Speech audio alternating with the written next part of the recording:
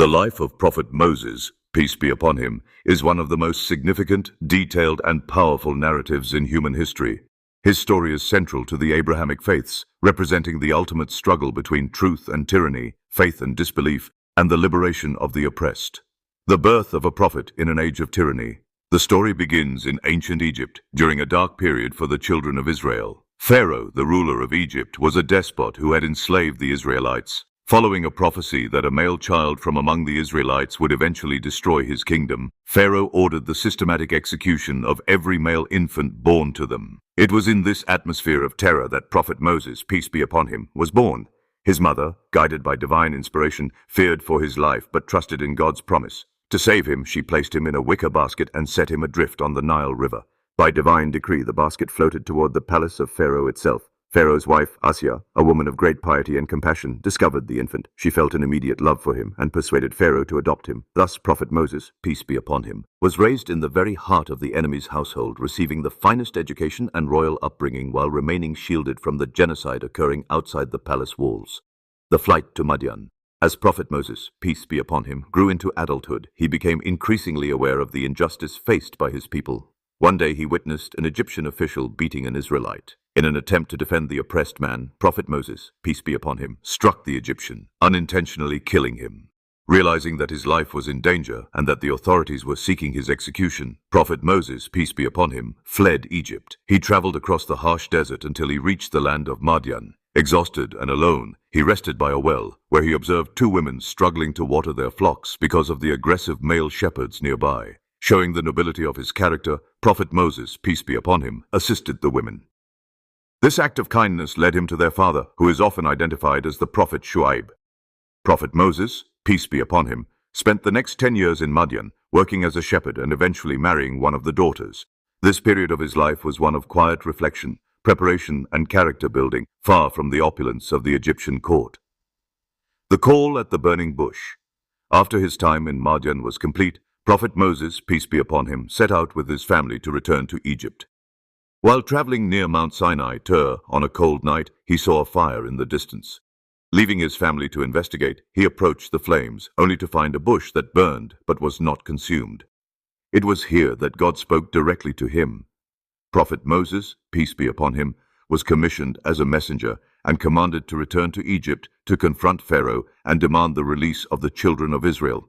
Feeling the weight of this monumental task and knowing his own limitations in speech, Prophet Moses, peace be upon him, made a heartfelt request to God. He asked that his brother, Prophet Aaron, peace be upon him, be appointed as his companion and helper, as Prophet Aaron, peace be upon him, was more eloquent in speech. God granted this request, uniting the brothers in their divine mission.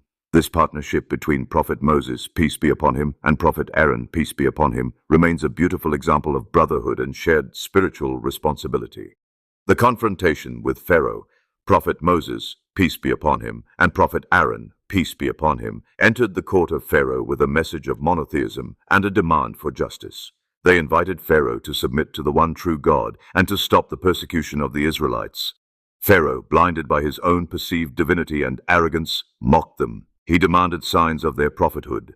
In response, Prophet Moses, peace be upon him, threw down his staff, which transformed into a massive serpent. He also drew his hand from his cloak, and it shone with a brilliant, miraculous light. Instead of submitting, Pharaoh accused them of sorcery. He summoned the greatest magicians of Egypt for a public duel. On the day of the festival, the magicians threw their ropes and staffs, creating the illusion of moving snakes. However, when Prophet Moses, peace be upon him, threw his staff, it became a real serpent that swallowed all the illusions of the magicians. Seeing the truth, the magicians immediately prostrated themselves, declaring their belief in the God of Prophet Moses, peace be upon him, and Prophet Aaron, peace be upon him. Though Pharaoh threatened them with death, their faith remained unshakable. The plagues and the hardening of hearts. Despite the clear signs, Pharaoh refused to let the children of Israel go. Consequently, Egypt was struck by a series of divine signs and plagues, locusts, lice, frogs, and the turning of the Nile into blood. Each time a plague struck, Pharaoh would beg Prophet Moses, peace be upon him, and Prophet Aaron, peace be upon him, to pray for its removal, promising to free the Israelites. Yet, as soon as the hardship passed, he would break his word. This cycle continued until the final command came from God for the Israelites to leave Egypt under the cover of night. Prophet Moses, peace be upon him, led his people toward the Red Sea, with Pharaoh's army in hot pursuit, setting the stage for one of the greatest miracles in human history: the parting of the sea and the end of tyranny. The departure from Egypt was a moment of intense tension. As Prophet Moses, peace be upon him, led the children of Israel toward the Red Sea, the sound of thundering hooves grew louder behind them. Pharaoh, regretting his decision to let his slave labor force leave, had gathered his entire army to annihilate them. The Israelites found themselves trapped between the deep waters of the sea and the approaching blades of the Egyptian cavalry. Panic spread through the ranks. They cried out to Prophet Moses, peace be upon him, "Indeed, we are to be overtaken." With unwavering certainty in God's promise, Prophet Moses, peace be upon him, replied, "No, indeed, with me is my Lord, he will guide me." God commanded Prophet Moses, peace be upon him, to strike the sea with his staff. As he did, the waters parted into two towering walls, revealing a dry path through the center. Prophet Moses, peace be upon him, Prophet Aaron, peace be upon him, and the Israelites rushed across. When Pharaoh and his army followed them into the corridor of water, the sea collapsed upon them. In his final moments, Pharaoh attempted to declare belief, but it was too late. This event marked the definitive liberation of the Israelites and the end of one of history's most infamous tyrants: the journey into the wilderness. The crossing of the sea was not the end of the struggle, but the beginning of a new chapter of purification. Prophet Moses, peace be upon him, led his people into the Sinai Peninsula. Despite witnessing the greatest miracles, the children of Israel often struggled with their faith and patience. When they lacked water, Prophet Moses, peace be upon him, was commanded to strike a rock with his staff, and 12 springs gushed forth, one for each tribe. When they lacked food, God provided them with manna and salwa, quail from the heavens. Throughout these trials, Prophet Aaron, peace be upon him, remained a pillar of support, helping Prophet Moses, peace be upon him, manage the internal disputes and spiritual wavering of the community. The covenant at Mount Sinai. One of the most pivotal moments in the life of Prophet Moses, peace be upon him, occurred at Mount Sinai. God summoned him for a period of 40 days of fasting and prayer.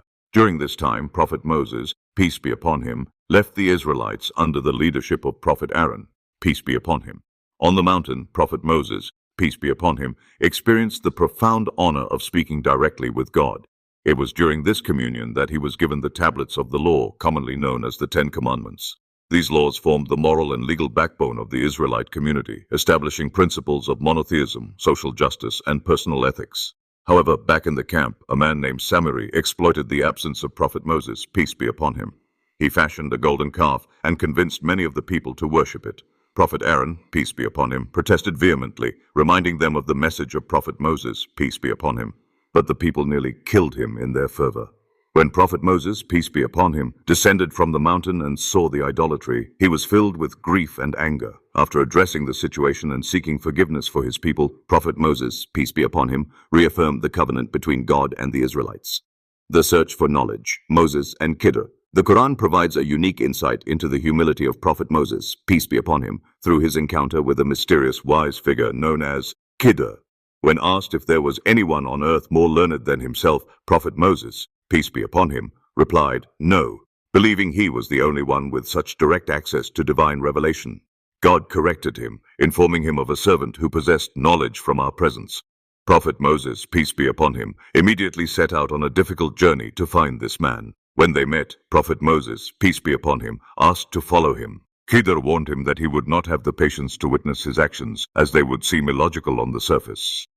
Throughout their journey, Khidr performed 3 actions that baffled Prophet Moses, peace be upon him: scuttling a poor man's boat, killing a young boy, and repairing a wall in a town that had refused them hospitality.